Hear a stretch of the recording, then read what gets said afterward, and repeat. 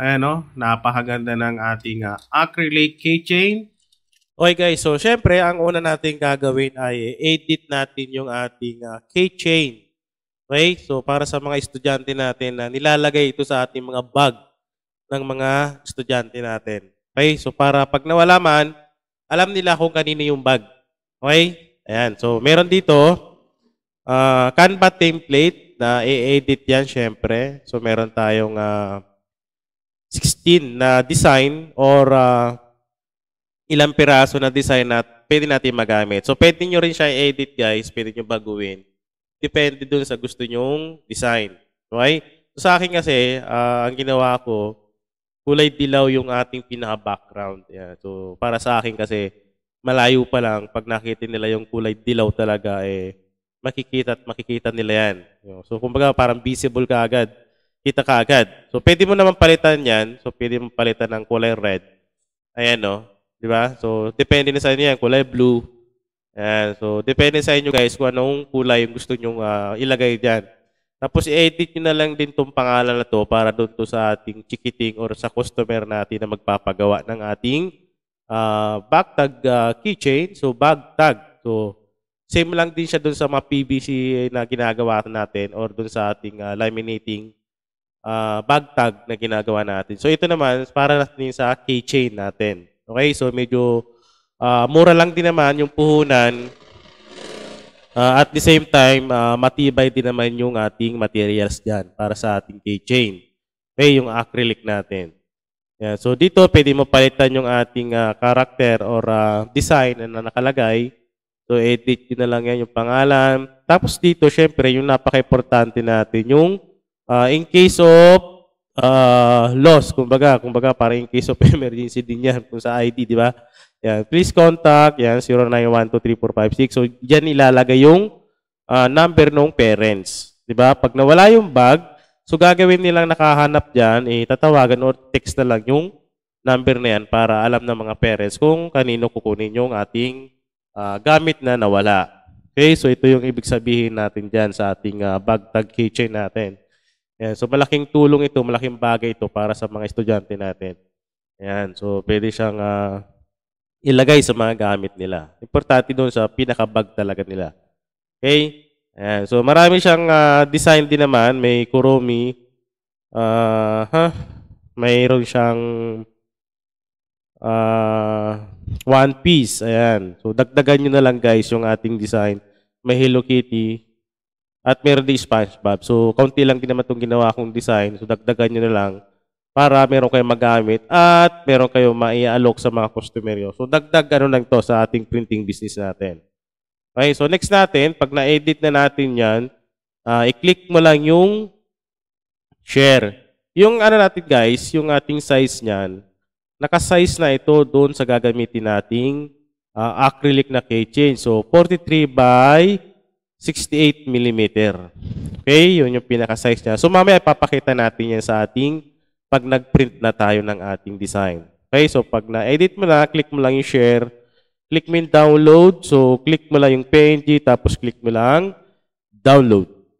Saan nga ba makakuha yung ating template para sa mga nag-uumpisa pa lang, sa may mga printing shop dyan, at sa mga individual na gusto at kailangan ng mga template, pwede kayo bumili dito sa ating website, sa ating Digibili. Ayan, so sa Digibili, makakabili ka ng mga template or design na napakamura lang. So, lahat 56 yan. So, makikita mo ito guys, lahat 56 bawat isa. Okay, so tulad dito sa ating cover na intermediate pad, so 56 pesos lang yan. Ayan, no? So, gagawin mo dyan, pag bibili ka, add to bag mo lang. Ayan, no? So, click mo lang add to bag. So, check out. Ayan, so check out mo lang siya. So, makikita mo yung ating payment option. So, andito yan. So, ang gagawin mo dyan, yung 56 na yan, kung meron tayong promo tulad ngayon, meron tayong promo ngayon. So, ang ilalagay mo dyan ay Digibili discount. Kasi yan yung promo natin, pero hanggang July 15 lang yan. So, Digibili discount. So, yung 56 natin guys na normal price, so, pag in-apply mo yan, lalabas dyan 28. pesos na lang. Yes, 28 pesos na lang yan guys. Dahil naka 50% off tayo. So, lagi tayo may discount yan. So, pag kailangan mo ng template or design, punta ka lang sa website natin. Okay? So, gagawin mo dyan sa kontakin yung email. Ilagay mo lang yung email mo, full name, yung country, yung phone number, tapos yung reference number. Ibig sabihin, magbabayad ka muna, tapos ilalagay mo dito yung reference number mo. Okay? Yung transaction reference number. So, pag nakapagbayad ka na, mag-fill up ka, select mo lang yan, continue. Okay? So, i-proceed mo lang yan. So, hintayin mo nila yung files niyan sa email mo. So, automatic yung masisend sa email mo, guys. Okay? So, ganun lang kadali bumili ito sa ating website. Ayan. So, search mo lang or click mo lang yung link dyan sa description, yung website natin na Digibili. Ayan. So, pwede kang bumili ng mga digital. Okay, siyempre, pag na-download na natin guys yung ating design, so pupunta kayo dun sa ginagamit yung printing software. So ang gamit ko ay Microsoft Word o MS Word natin. Okay? So pwede naman Photoshop kung Photoshop yung ginagamit mo. So dito, pag in-upload mo siya, ang magiging size niyan sa inches ay 2.68. So makikita nyo sa bandang kanan yung cursor natin. Ayun, 2.68 yung height niya, yung width niya ay 1.69. So, sakto na yan guys sa ating acrylic na gagamitin. Okay? Kung same kayo dun sa aking in-order na acrylic, same lang din tong ating pinaka-design niya or template niya pag pinrint natin. So, di mo na kailangan siyang ikat pa ng magsasaysa, kundi susundan mo lang yung gilid nung ni-print natin. Okay? So, sakto na yan dyan para sa ating acrylic. So, same lang din naman siya doon sa ating ginawa una na one piece na keychain natin. So, same size din lang naman siya. Medyo malaki lang kaunti ito ng one. Kumbaga, one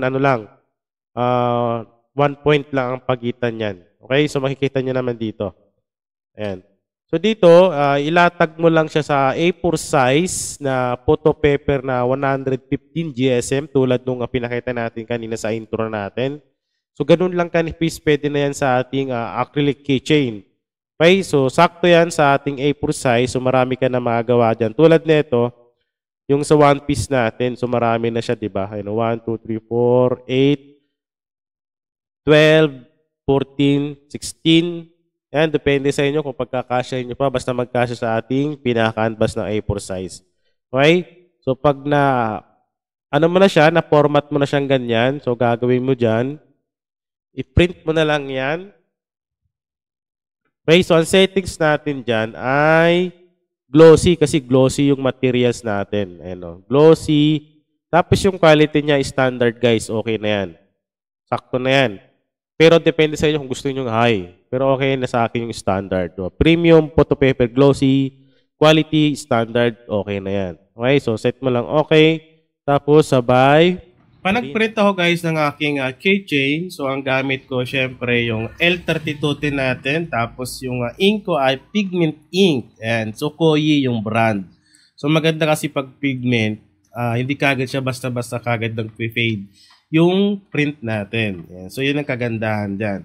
So, ang gamit kong photo paper, syempre, yung 115 GSM natin na WAF. Ayan. So, photo paper, waterproof, glossy, 115 GSM, sakto-sakto na yan sa ating keychain. So, ayan. Ayan. So, napakaganda ng ating output, napakaganda ng kulay. Eh, no? Di ba? Ang ganda. Ang tingkad. Okay? So, ano yan? Pigment ink Koyi yung gamit natin para sa ating keychain. So, pagkatapos na ito, guys, pag na-print na natin, ang gagawin natin dyan, ikakat na natin para malagay natin doon sa acrylic keychain natin. Okay? Okay, guys. So, pagkatapos natin i-print, so, ito yung ni-print natin. Ayan, no? Di ba? So, gagawin natin, ikakat natin siya para maging ganito ang itsura niya, no? Ayan, no? Napakaganda ng ating acrylic keychain. Ayan. So, pwede na ito sa ating mga customer, sa mga chikiting natin, na pwede nilang ilagay sa bag nila. Para pag nawala yung bag nila, tignan lang nila yung likod, andyan yung contact number. Okay? So, ito yung kagandahan ng ating keychain. Ayan. So, ang ganda. Di ba? Ayan, no? So, next natin dyan. So, ipapakita ko sa inyo kung ipiprint nyo sa bond paper. So, sa bond paper, ganito yung itsura nyo. Mapusyaw. Diba? Mapusyaw yung kulay niya. Pag sa bond paper nyo siya pinrint. So, pag pinrint mo siya sa photo paper na gamit natin, so, ganito yung itsura niya, no? Diba? So, glossy, matingkad. So, ganito yan. Ayan, no? Diba? Tingkad, oh. So, katapos nito, syempre, so, ito yung ating acrylic keychain natin. Ayan. So, tignan nyo na lang sa comment section, guys, kung saan nakakabili at yung eksaktong size ng ating acrylic. So, ang size nyan ay, so, ito yung pinaka-code niya, AK16, yung pinaka-code ng acrylic keychain natin.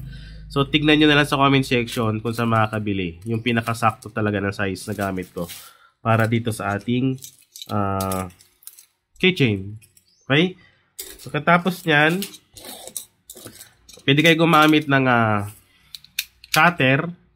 So, cutter. Pwede naman gunting. So, depende kung ano yung gagamitin nyo. Ang pinaka-importante, makat nyo lang ito. Makat nyo lang to para maging ganito. Okay? Para maging ganito. Tapos, ilalagay nyo na lang dito sa ating acrylic keychain. So, saktong-sakto na yan. So, meron tayo ditong front. Ayan, ito yung front natin. So, ito yung back. So, ibig sabihin, pagtatakipin mo yan. So, ito. Pag nakat mo na ito, ganito magiging itsura niyan. Front and back. So, pagtatakipin mo yan. So, magiging ganito itsura niyan, no? Diba? So, magiging itsura niyan. Ilalagay mo na lang doon siya doon sa ating acrylic. Ayun, no? Diba? Ayan. So, ito na yung front and back. Ayan. So, hindi ko na lang siya itatakip kasi sample lang naman. Mahirap kasi magtanggal ito. Ayan. So, ganun lang gagawin nyo, guys.